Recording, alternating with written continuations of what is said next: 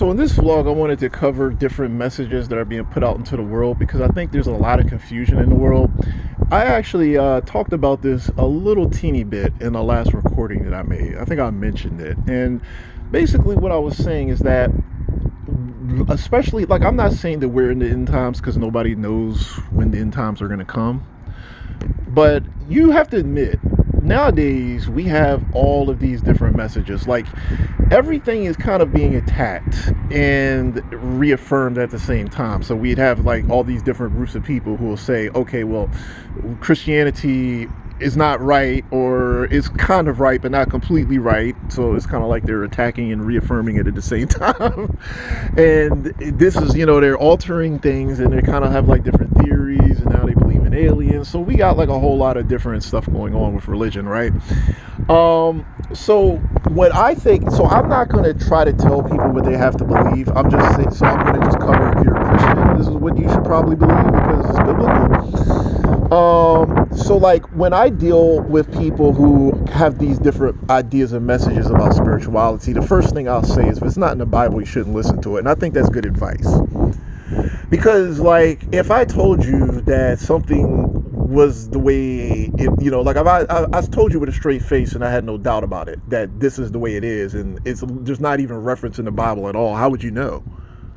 Like, how would you know? It's like how people constantly are saying, hey, look, this is what's going on. And I'm thinking to myself, how do you even know that? Like, what makes you an expert on this? I mean, it's like everybody has these different messages. Like, I have people saying that we're from different planets and all this stuff. And I'm thinking, how do you know that? I mean, what is so special about these people that we should just take them at their word is the point.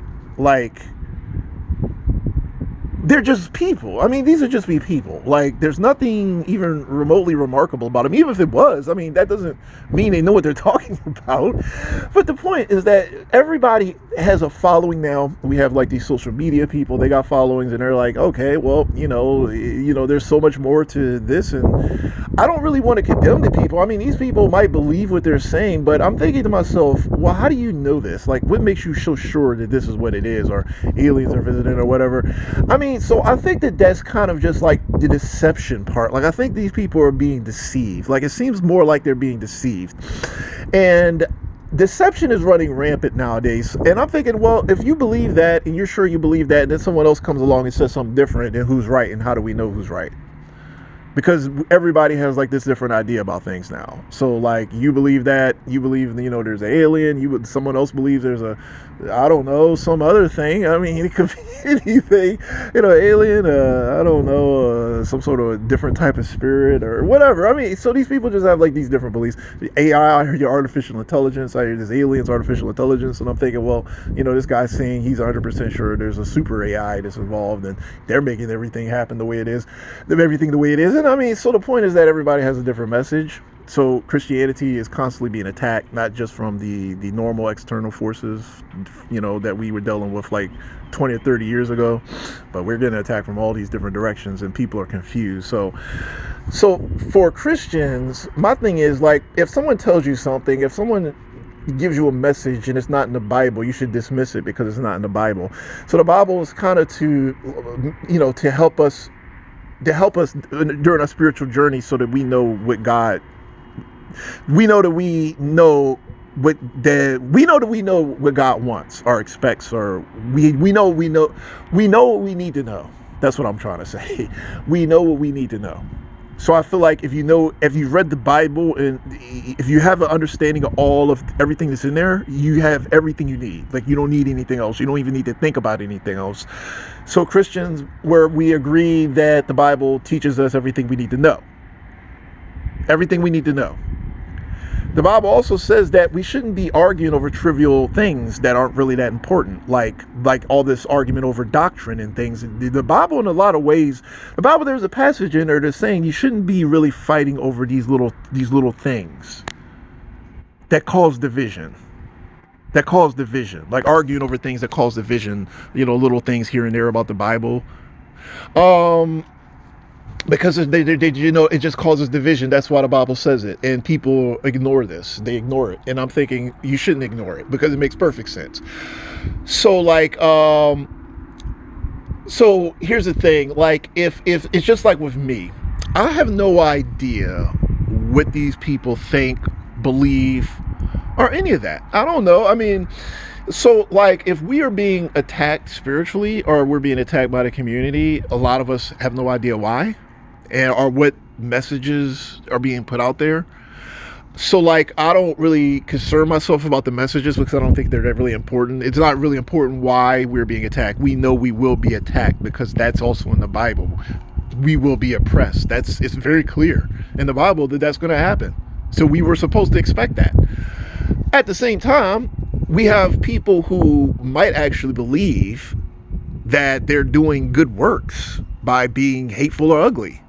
And that's kind of, it's like how when I lash out, how that almost makes me look bad or makes me look like, hateful or something.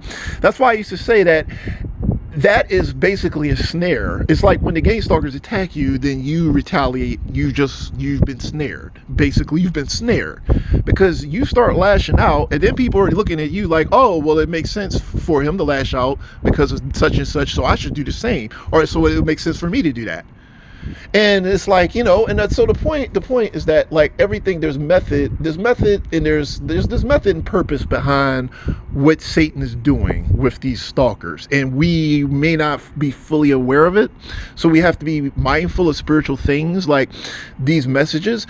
And Satan is a great deceiver. Satan, his main weapon against us is his mouth, his words. That's been clear throughout the Bible. Satan's power is with his tongue. Jesus talks about the tongue being the deadliest weapon. Gang stalkers use the tongue. They have messages that can hurt you. They're messages. You have to worry about what they're saying more than any other thing you need to worry about.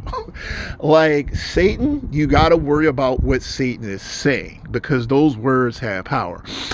Anybody who's dealt with gang stalkers know that they will say things that hurt us. It's their words. There's the gestures and stuff too, but let's not underestimate the power of their mouths. It's just like how a gang stalker could come on my channel and say exactly what they need to say in order to like do some damage, like those words. And it's weaponized. Those words are weaponized. Like Satan did this with Jesus Christ himself.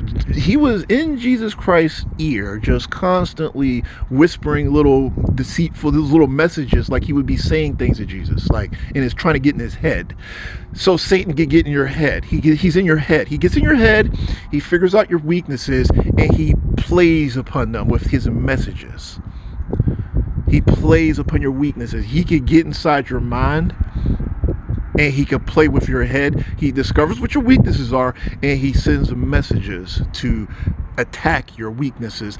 It's really deep and it's really complicated. I used to think that there was such an obvious connection between gang stalking and Satan because of how they do things, like how they're sneaking around and how they whisper little things, and these things send you and they make you feel bad and they make you question. It's like they're disrupting you, and a lot of people they just don't want to believe it. I mean, I'm just saying, like, I can't. It's like, well, you couldn't really prove it. You would just have to just kind of just believe, or you don't believe. You'd have to have faith that that's what it is or something. As far as proving it goes, I'm not really out here to prove it. I speak for the Christian community, how a Christian would see it, how a Christian would interpret it. So for us, this makes sense. And I think that if you really think about it, it all kind of adds up. It should add up for us. We don't have to go out and convince the world of anything. So yeah, I mean, this is a complicated situation, and it's just like with the people out here. I tell them, hey, if you're going to try to terrorize me, then you're going to do that. I don't have to convert you. I mean, that's what you're going to do. You're going to do that, and God will do what he needs to do to make sure I'm not affected by it. So that's the game. The game is not me, forcing you to be nice. The idea is to transcend. Okay, so we transcend. That's what God does for us, because free will. So you transcend it. So gang stalking is about you transcending the evil, not stopping the evil, transcending it. Because people have free will. If they want to worship the devil, what are we going to do about it? That's it. They're going to worship the devil. And if they worship the devil, they're going to come after us. And the option, obviously, the only option on the table is to transcend it. So that's what we do. So hopefully that makes sense. I honestly don't feel like I post enough Christian messages. I'm going to actually kind of try to post more of them, because this is not officially a Christian channel, but I'm a Christian and it's my channel. So, you know how that is. But anyhow, with that said, let me go ahead and close.